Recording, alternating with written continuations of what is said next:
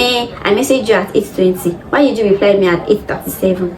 I called you, but my call was on waiting. Who were you talking to that you can't switch my call? I told you not to hang out with this friend again. Why? Oh.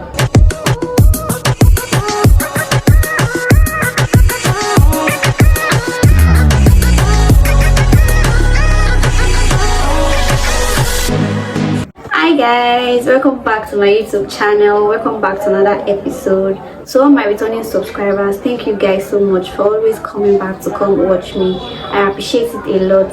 And if you are new here, you're most welcome to my channel.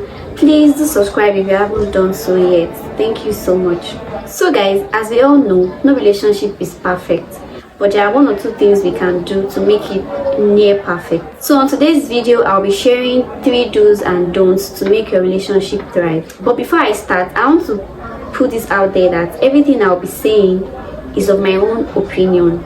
I'm only advising from my personal experience. At the end of the day, it's left to you guys to decide how you want your relationship to play out. Okay?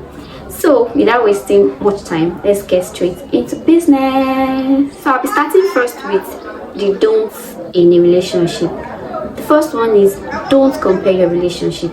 This goes 2 ways. First, don't compare your relationship with others. Like, why are you doing that? Why? Everybody is different. Every relationship is different. What works for Tessie and Daniel might not work for you guys.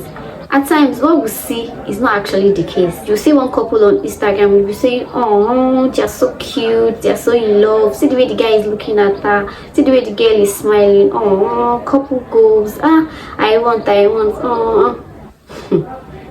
Social media can be really deceiving. Nobody really knows what is happening behind closed doors. So be careful what you're comparing with your relationship. Doing that brings negative vibes to your relationship, and that is not needed in your relationship. The second part is don't compare your relationship with your exes. Don't compare your present relationship with your past relationship. Like, why are you doing that? Doing that will only make your partner insecure, will make them start feeling jealous. And doing that means you've not healed and you've not moved on. And you're not ready for a new relationship, because why are you bringing up your past in your present relationship? No, it's a joy killer. So guys, do not compare your relationship with others. Do not compare your relationship with your past relationship or your exes. Okay? So the second one is don't give up your life. As much as you want your partner to feel loved, as much as you want them to know that they're important to you, it is also very vital for you to remember that you are a person too, and you are your topmost priority. Like, you have your own life to live. It's cute for you and your partner to do things together, right? But it shouldn't be like all of a sudden you guys practically do everything together, including hobbies that usually before you enjoy doing it all by yourself. But now, if you don't see her around, if you don't see him around, if they're not around you, if you guys are not doing it together, you won't do it. Your friends that you guys used to hang out together before, now they don't see you anymore because you now have a boyfriend, because you now have a girlfriend. Why are you doing that? Another thing is, if your boyfriend or your girlfriend tells you that, hey, I love doing this thing, it's my favorite thing to do, all of a sudden that's their favorite thing to do has suddenly become your own favorite thing. Your previous favorite thing, you no longer do them. The things you used to love doing, you gave it up, no longer do them. So what happens if, unfortunately, you guys break up? What will you die? It will definitely be hard for you to move on with your life, because you already gave up your life. You already took up their own life as your new life. So it will be hard for you to heal and move on. Having fun together is a very healthy thing to do in your relationship, but at the same time, try to strike a balance. Go out with them, do things together, have fun together, but at the same time, have your own life. Okay? So the third one is do not be possessive and controlling. Now, this does not mean you should not love your partner or spend quality time with them, but the thing is, it should not be too much.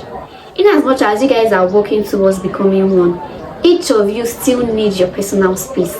You still need your alone time. So because you really love this person, you start watching them like an eagle, controlling their life, constantly checking their whereabouts, so many questioning. I messaged you at 9:30. You replied at 9:37. Who were you chatting with that you could not reply me ASAP? What are you doing online by 11 p.m. when I've gone to sleep? Who are you chatting with? I called you, but my call was on waiting. Who were you talking to that you can't switch my call? What are you still doing out by 8 p.m.? You see that your friend, I don't like him. I've told you to stop hanging out with him. Shiba, I told you not to go to that event. I told you I don't like this dress. You still wore it out. Better take it easy. See, if you act possessive and controlling, you will just make your relationship very tiring.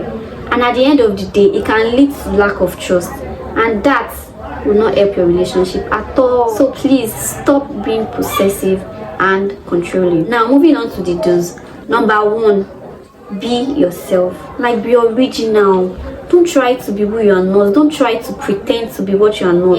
Your partner told you they like someone who is very reserved, who is quiet, who is not a noisemaker, who is very gentle. That does not mean you have to now change yourself to start acting like you're all quiet and well reserved, when in reality you are not. You could just distress yourself in it. When you know you are a fun-loving person, you are a free-spirited person, that is the side you should show. If you start pretending to be who you are not for your partner to love you, he or she will end up loving the person that you are not. So tell me, how will that relationship work? It can't work. So please, just be yourself. Just do you, and you'll be fine. So the second one is always be ready to apologize. Don't always wait for your partner to apologize first. Sometimes you need to be the bigger person. Just learn to swallow your pride and put your ego away and just let things go. Simple apology can go a long way. It can do a lot. I always say this, if you know how to apologize well, there's a higher chance that your relationship will work out. Even if you're not to blame for the fight, just apologize. Apologizing even when you're not the one to blame does not mean you're a fool or does not mean you are weak. It simply means you value your relationship so much more than your ego, so much more than your pride, and you're willing to just make peace. But if you're the one always waiting for your partner to apologize first, that's very toxic, and it will not help your relationship at all. So please, always be ready to apologize. So the last one is communicate. Like, communicate times 1 billion. One cannot overemphasize how important communication is in a relationship. Communication is like the foundation of any relationship. Your partner cannot read minds. You need to tell them how you feel. Tell them exactly how you feel. Say something and tell them how you mean it. Tell them what you want. Like, communicating with your partner helps a lot. For one, it helps in resolving arguments. For example, if your partner does something you don't like, you need to let them know. But when you're angry and you keep quiet, your partner might not even know that you're angry. And when they even sense that it's like this boy is angry, it's like this girl is angry, and they're asking you what's wrong, you're saying nothing. Are you expecting them to automatically know what is going on in your mind or to read your mind? It can't work. You need to speak up and tell them what exactly the problem is, so you guys can move on. Communicating also helps to build trust, because if you can tell your partner anything and everything, share exactly how your day is going with them, and share your happy days and sad days with them, then they will automatically trust you completely. There will not be room to doubt you or feel like you're hiding something. Another aspect of communication is being able to listen. As much as you're communicating to your partner, you should also be able to listen to them when they're talking to, and also understand. That way you'll be able to know how you can love your partner better. If there's no communication in a relationship, I don't think that relationship can survive.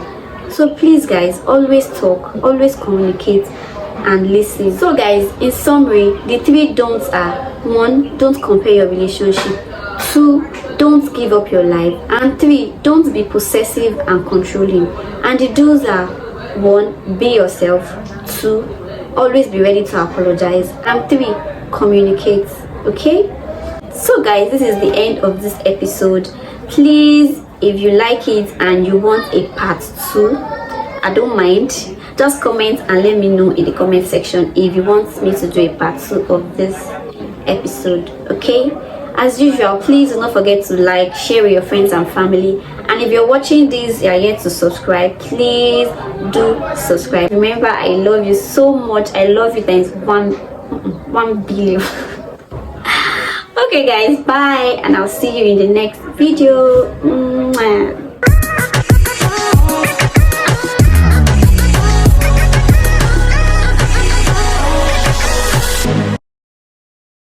Sometimes you need to be sometimes you need to be the bigger person. Even need for example, when your partner does something you don't like, my child, this is not the time to cry. Hey God. need to be the bigger person. Sometimes you need is it now I'm supposed to belch? Oh, wow, it means a lot to me. Why it means a lot to me? Don't you have another word and another sentence? So guys, as we all know, no relation. So guys, and doing that means, and obviously doing that means obvious. So because you really love this